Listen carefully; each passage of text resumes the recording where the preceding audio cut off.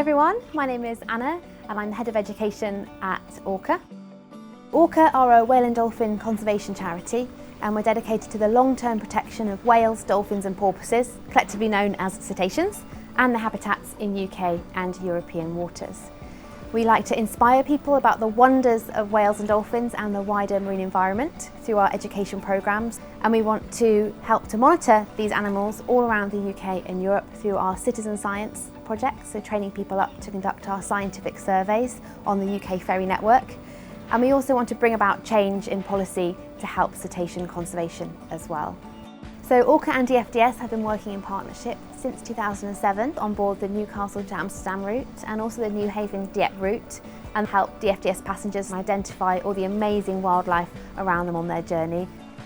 We also have our scientific marine mammal surveys on a variety of different DFDS routes, and these surveys help us to collect vital data on the range and population numbers of whales, dolphins and porpoises all around the UK and Europe. We also record the seals, and of course we've got the amazing birds flying above us as well. So we've built up a huge important data set which is vital for us to conserve these animals for the future. So the wildlife that we're going to be talking about in these videos can be seen on any route that you'll be sailing with DFDS. So do make sure you head out onto the open decks and have a look to see what you could spot. There is a variety of different habitats that DFDS sail over throughout the North Sea and the English Channel. Everything from seagrass meadows, rocky reefs, even cold water corals. They're such exciting places for wildlife.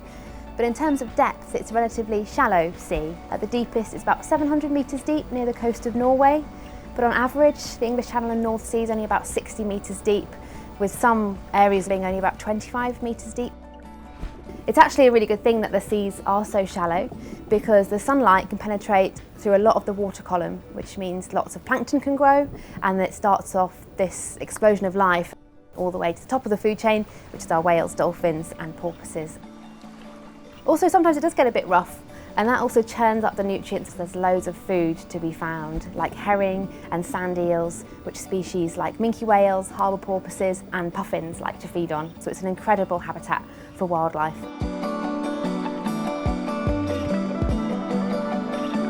So there's a huge amount of threats that face our whales and dolphins today. For example, ingesting or getting entangled in plastic pollution. We have chemical pollution, noise pollution too. They use sound as their primary sense. So if they can't hear, they find it quite hard to find their prey and to communicate within their pod. We also have climate change. So of course, as the oceans warm, we have the distributions of these animals changing, and it's not quite clear how this is going to impact our whales and dolphins.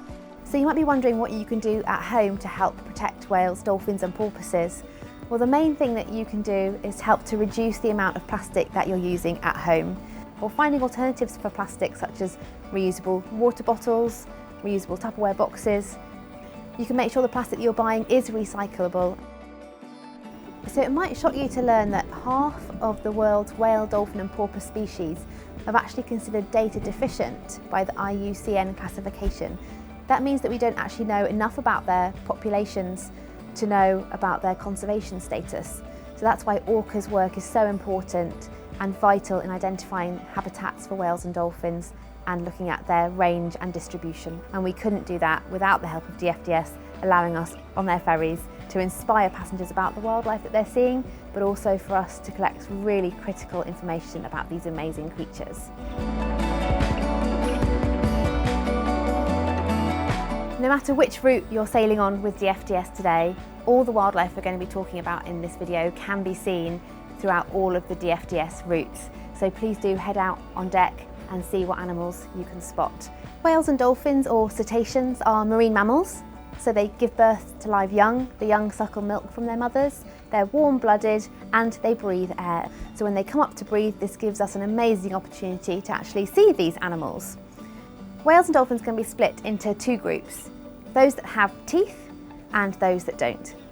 Animals that have teeth are mainly dolphins and porpoises and some whales, and they use their teeth to catch quite large prey one by one. However, the baleen whales, which are our large whales like humpback whales, blue whales and fin whales, they have something called baleen, and baleen is a big brush that hangs from their top jaw, which is made out of keratin, the same material as our hair and our fingernails. And what they do is they engulf large amounts of prey and water in their mouth, and the brush kind of acts like a sieve. And once the whale's squeezed all the water out of their mouth, they run their tongue along the baleen and swallow all the food. So in terms of the baleen whales that we can spot, the most common is the minke whale, and we especially see a peak minke whale sightings in August-September time. Minke whales can grow up to about 10 metres long. They have these beautiful white stripes on their pectoral fins, on their arms, and they're used for herding up prey. Just a couple of years ago, one of the crew on the Dover-Dunkirk route saw a breaching humpback whale out of the bridge windows. They're beautiful animals, famous for their acrobatics. They're also famous for their amazing songs that they sing, which can last up to 4 hours. We've even been lucky enough to spot killer whales. And killer whales are actually the largest species of dolphin. They're not a whale because they have teeth. In 2018, we did see a single killer whale on the Newcastle to Amsterdam route. But killer whales can especially be seen all throughout the North Sea and even slightly into the Baltic as well.